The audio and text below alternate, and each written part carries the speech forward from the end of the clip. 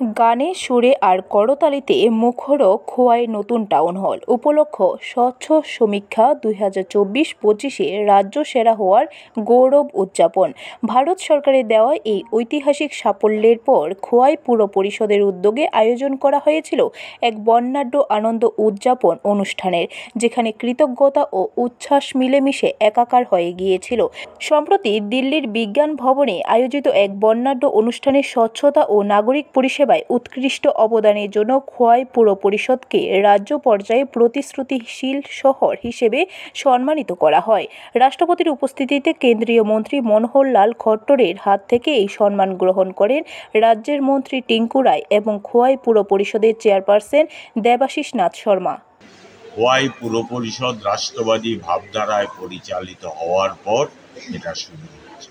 তারপর থেকে আপনারা জানেন, স্বচ্ছতার নিরিখে খোয়াই শহর বিভিন্ন সময়তে পুরস্কৃত হয়েছে।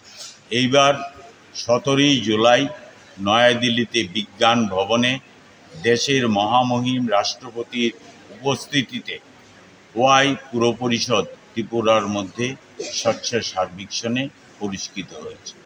ব্যুরো রিপোর্ট, খবর ত্রিপুরা।